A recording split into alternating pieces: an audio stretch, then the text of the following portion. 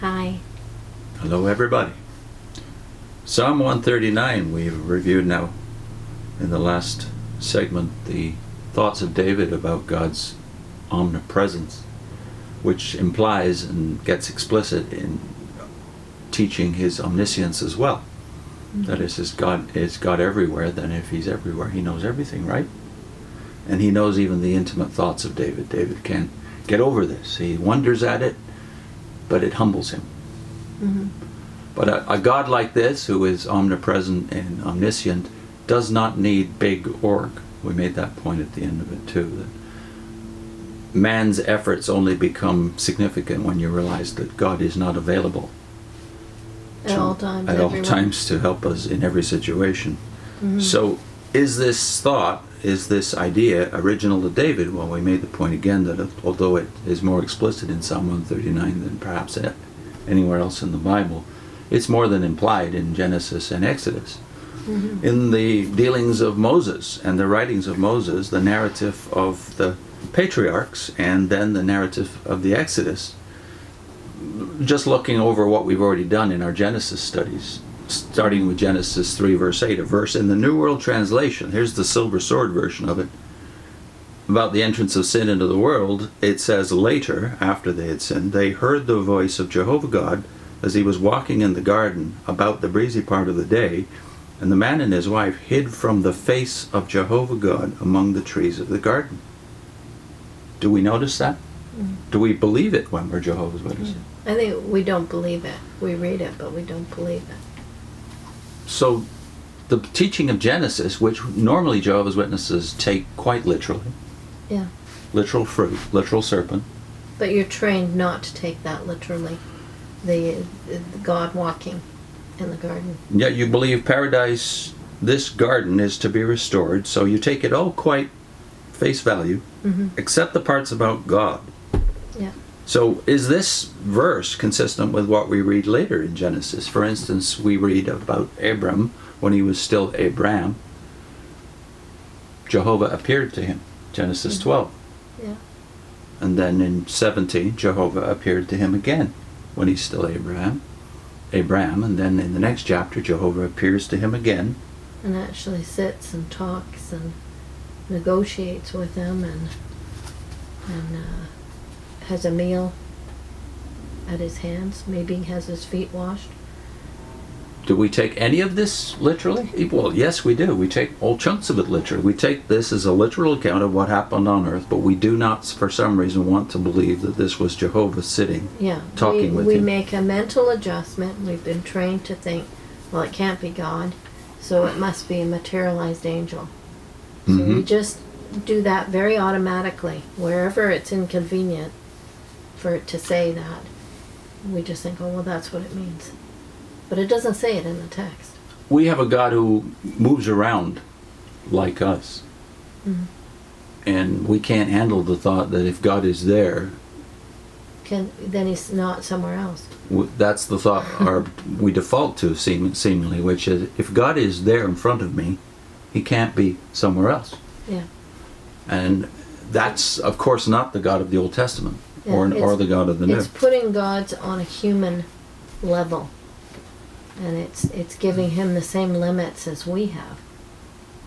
We did make the point in one of the Genesis videos, the last one I believe, that 1924 of Genesis is as if Moses himself is aware of the problem that most pagan minds will have with this whole idea.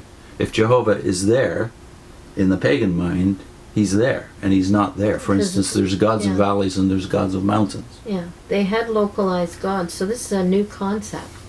A God who can be everywhere.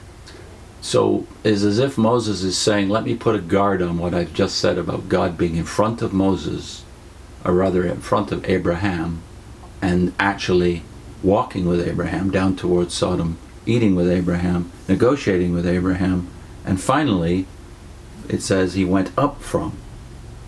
God went out of Abraham's presence, and he parted.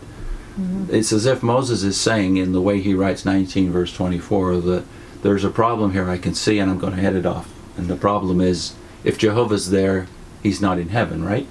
Well, 1924 is instructive. I think I should probably read it from the Silver Sword, which we didn't do last time. Look at the way they've got it now in the Silver Sword. Then Jehovah made it rain sulfur and fire on Sodom and Gomorrah. It came from Jehovah from the heavens. So they've rewritten the text in their new version. What did it say in the original New World Translation? It said, it's verse 24. Yeah. Then Jehovah made it rain sulfur and fire from Jehovah, from the heavens, upon Sodom and upon Gomorrah. It's pretty redundant in the original. And I can see why they might think this might create a problem. Yeah. What does it mean, Jehovah made it rain fire from Jehovah? That's a very unusual construction in Hebrew. And like I said before, it's as if Moses is saying, don't get the wrong idea here. Because Jehovah's on earth, that doesn't mean he's not elsewhere. Somewhere else. And he would have to be combating pagan thinking. You know, when I remember this being kind of a revelation to me, or giving me better understanding of the whole Pentateuch. Moses is the traditional author of the Pentateuch. He wrote from the beginning to the just before the. I'm going to mess myself up here. Anyways, the reason behind the writing of the Pentateuch to the people of Israel was because they were all being re-educated out of Egypt and Egypt's pagan gods. Mm-hmm. So all the plagues were a judgment against these pagan gods that they'd been taught and lived with, even though they had some knowledge of their past and their history and their relationship with Jehovah. They still had all this training and living in a society where pagan gods were everywhere. It's the only kind of God they knew. They needed to be broken away from Egypt. They're taken out of Egypt and put by themselves. And the writings actually help them to see that these gods are not gods. Even Genesis 1. Yeah. It was a revelation to me when I started studying Genesis seriously over 25 years ago, that all the commentaries were agreed upon this, that Genesis 1 is written explicitly to take on the pagan deities of both Egypt, Babylon, and their other future neighbors, the Canaanites, all of whom believed that the localized powers, the Baals, literally, in the case of Canaan, the Baals, local Baals, that is lords, they were the deities that you had to contend with and you had to deal with and negotiate with if you were a Canaanite. Similarly in Egypt, you had dozens of gods, all of whom had their own domain. So I remember even when I was looking for Bibles for the kids, I always looked at the passage about the sun and the moon in Genesis, because they're not named. In the text, they're called the greater light and the lesser light. Yeah. In modern Bibles, some of them, they just say sun and moon. Sun and moon again. So they completely have completely missed the point of why it wasn't called sun and moon, because those were gods to those people. Yeah. And so it's almost like he makes a little dig there by not calling them that. Yeah. And I had never thought of that or knew that, and you say that there might have been some information in the Watchtower about it. Excuse me, but it certainly wasn't emphasized. No. Because the God of the Watchtower is a little God compared to the God of the Old Testament. This God is omnipresent, and that's not just suggested here, it's actually taught here in verse 24, isn't it? By the way, if you want more info on this, here's an excellent book. Moses and the Gods of Egypt by John J. Davis, which has gone into new editions over the years. Still a very good study of Exodus as a whole. Doesn't go into great detail, you'd need supplementary material, but on the issue of centering on that thought that you just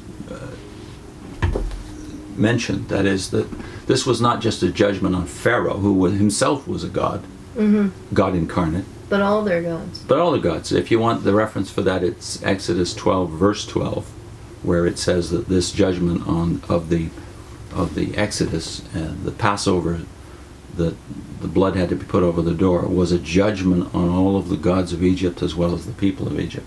Mm-hmm. So Genesis definitely suggests that God is bigger than the pagan gods, a lot bigger. He's omnipresent, omnipotent, and omniscient.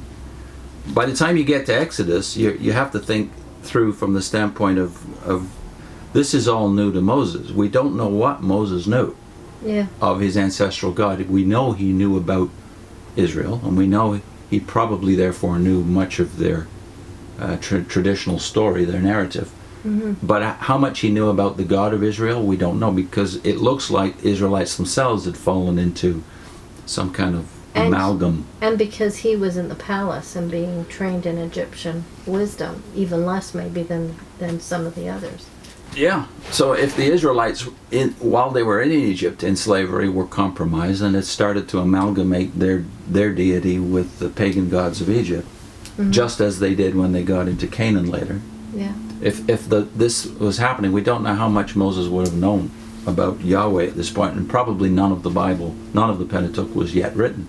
Right. Even though it's possible some of the narratives in Genesis now were already written down before Moses compiled them. Mm-hmm. But we don't know that for sure. So by the time you get to Moses' first encounter with God, mm-hmm. Exodus 3, the burning bush, you have to put yourself back in his place and ask yourself, what did he know about God at this point? Mm-hmm. And what's this going to teach him about God, this little story?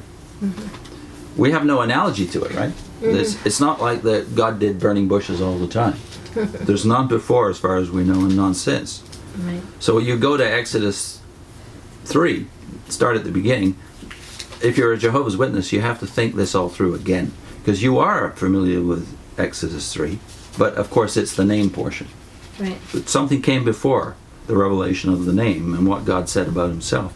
So why don't we read 3:1-6? And Moses became a shepherd of the flock of Jethro, the priest of Midian, whose son-in-law he was. While he was driving the flock to the west side of the wilderness, he came at length to the mountain of the true God, to Horeb. Then Jehovah's angel appeared to him in a flame of fire, in the midst of a thorn bush. And as he kept looking, why, here the thorn bush was burning with the fire, and yet the thorn bush was not consumed. At this Moses said, "Let me just turn aside that I may inspect this great phenomenon, as to why the thorn bush is not burnt up." Then, when Jehovah saw that he turned aside to inspect, God at once called to him out of the midst of the thorn bush and said, "Moses, Moses," to which he said, "Here I am." Then he said, "Do not come near here. Draw your sandals from off your feet, because the place where you are standing is holy ground." And he went on to say, "I am the God of your father, the God of Abraham, the God of Isaac, and the God of Jacob." Then Moses concealed his face, because he was afraid to look at the true God. What does he know about the God of the thorn bush at this point? Well, only what has been spoken to him. Like I said, there's no such experience recorded before or since. Does God appear in thorn bushes? Because that's the way the localized imagination, the pagan imagination would deal with this, which is there's a God of thorn bushes. Yeah. But what does he say, this deity, to Moses? Well, he calls him by name. That's pretty good. Yeah. He knows him by name. Mm-hmm. How does that work? Mm. And Moses, when he goes over to investigate, of course he's reacting as I guess any of us would if we weren't quaking in fear. We want to know what's going on. You don't see thorn bushes that are on fire that don't burn. Yeah, it would seem very unique. And that talk. Yeah. So this is a miracle. It's a sign and a wonder. And of course, Egyptians and Canaanites had no problem with God who did miraculous things that we don't understand. But they always tended to reduce them to the lowest common denominator, like the phenomenon that they experience. So this is not a God who's localized. Now, obviously this God says that in the next sentence, right? When he actually explains who he is and says, I am the God of your father. Notice he doesn't say I'm Jehovah. I am the God of your father, the God of Abraham, the God of Isaac, and the God of Jacob. So immediately your thought goes from, oh, this is the God of the thorn bush, to, it's the God who went with my fathers in the stories I've heard. Not followed them around as they traveled around the world, but led them around the world and led them into Egypt. So immediately God is combating the natural tendency of the pagan mind to want to get a box for this God, to make a category for him, to understand him. Yeah. Which, of course, if you're a Jehovah's Witness, you know is our besetting temptation. We always think we can understand God better than everybody else. So a witness will look at verse 2 when it says, then Jehovah's angel appeared to him, and say, well, this was an angel. It wasn't actually God. But then when you get to the speaking, he doesn't say that he's speaking through an angel. He says, I am the God. He doesn't say I represent the God of your fathers. He says I am the God of your father. So the speaking that way doesn't fit what we just do as an automatic adjustment. Yeah.